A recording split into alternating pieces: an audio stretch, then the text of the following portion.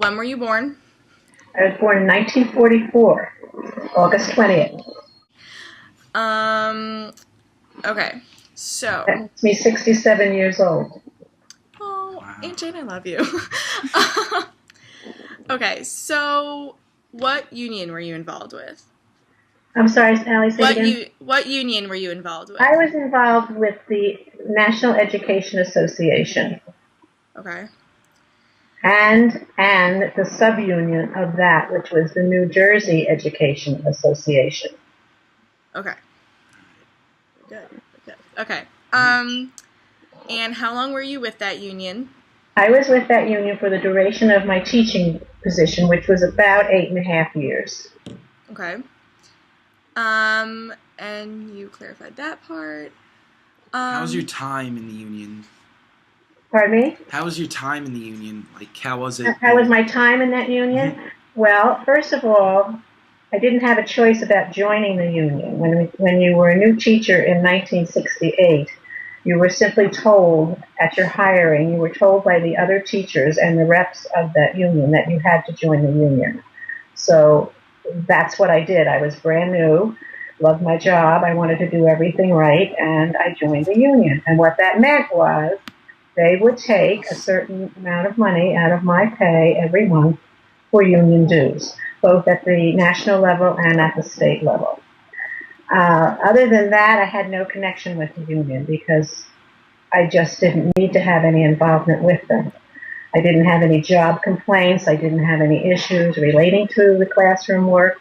And so I had no connection with the union whatsoever. The only thing that I did was once a year, it was required of teachers to attend the Teachers Convention in Atlantic City, the New Jersey Teachers Convention. And I would go there as often as I could, once a year, as many years as I could. And that was the only involvement with the union that I had. So you'd probably say that was one of your best experiences going to Atlantic City?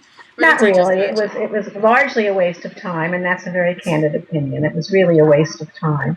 We were able to sit in on classroom demonstrations and innovative things that could be used in the classroom, but typically we could never implement that in our classrooms in Cedar Grove because there wasn't any money to fund such programs.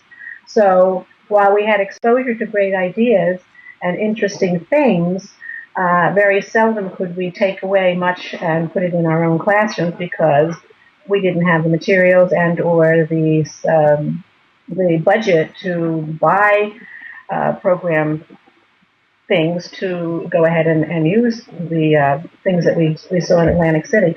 What we could do is we had a lot of discussions among teachers in some of these meetings at the conventions, and we came away with some very nice ideas that you could almost do by your own creativity. And so we did that at a level that we could afford to do.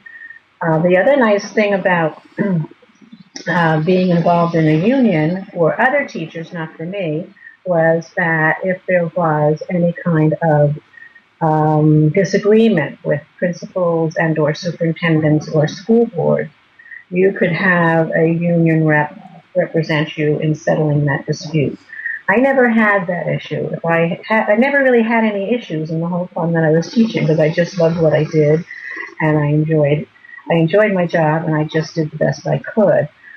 A few times that we did have an issue with an irate parent or maybe a very disruptive student, that was handled through the school hierarchy. That would be the principal and then ultimately the superintendent. So I did have a few issues once or twice with parents and or students, and we handled it that way. So I never needed to involve the union in anything. Okay. Well, we had to read a book about Marvin Miller and the Players Union in baseball. And Miller worked really hard to get a lot of really good benefits for the players. What were your benefits like? Well, in the days of my teaching, which was late 60s, early 70s, the teachers' union was not nearly as powerful as it is today. And teachers' salaries were really pretty bad. My top salary after 8.5 years of teaching was $5,700. So that was all the money we earned. But of course, that's going back a long time, and that compared to the scale of salaries for people who work in industry, it was low, but it was probably in the lower third of salaries. The unions didn't have much power for bargaining for salaries, and when they did, whatever increase they got was very, very small. And again, with the teaching association, teachers union, when you are bargaining for salary increases, it is really done with the help of the state union. It's done at the town level. You have to bargain with your town school board. So we had people within Cedar Grove, teachers who represented us, and would work with the Cedar Grove school board to bargain for salaries. They got their direction from the state union on what to say, what to ask for, and if you needed to take a job action, they would tell you what to do. But most of it was done from state direction to town participation.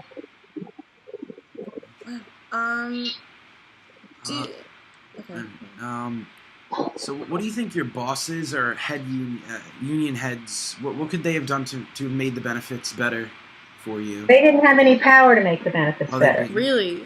No, teachers, superintendents, and principals don't have any power to raise salaries, at least not in those days.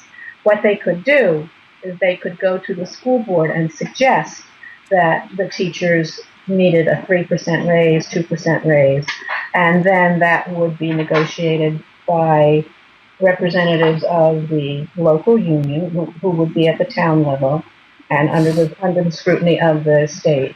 And that would be negotiated between those people and the school board. So our superintendents and our principals did not have any impact on our salary at that time. So in terms of collective bargaining, that really wasn't applicable to the teachers union then? Well, it was to the degree that our union reps would bargain for us with the local school board. But typically, local school board budget is run by the municipality. Voters allow so much money to be spent for schools. So the collective bargaining process in those days was really very limited, and it was within a very small framework. But yes, collective bargaining did go on, and typically if we got a raise, it might have been maybe $200, $300 a year. Wow. So, I mean, so you were not exactly pro-union.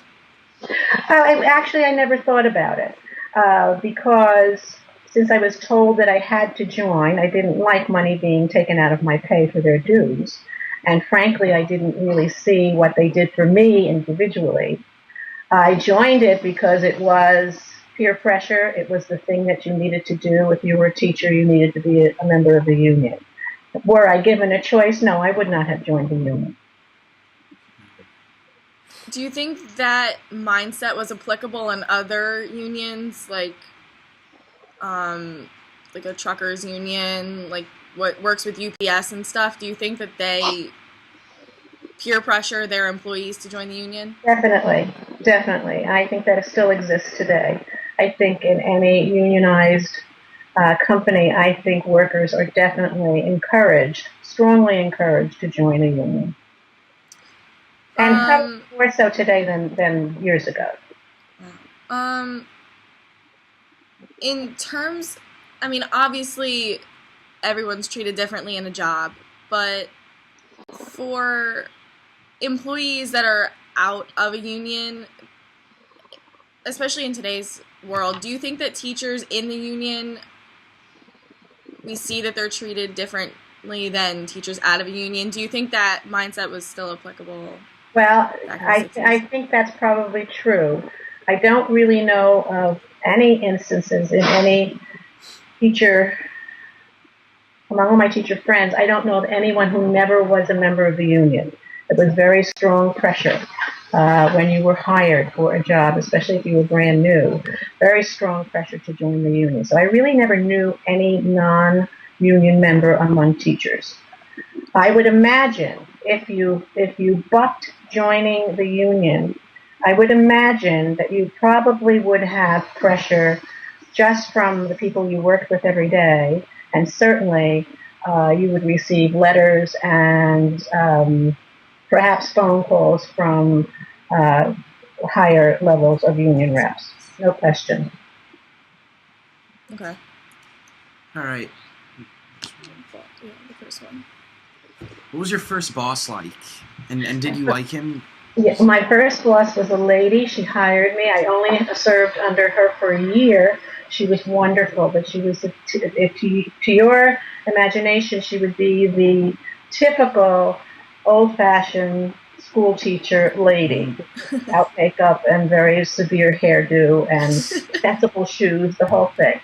She was my first boss. She was there a year and then she retired after I was hired. And my second boss and my only other boss was a wonderful man who had been a teacher in the school that I was in, and he was elevated to superintendent, to principal, and then above him was the ultimate boss in Cedar Grove, who was the superintendent of school, and who actually later I ended up living across backyards from.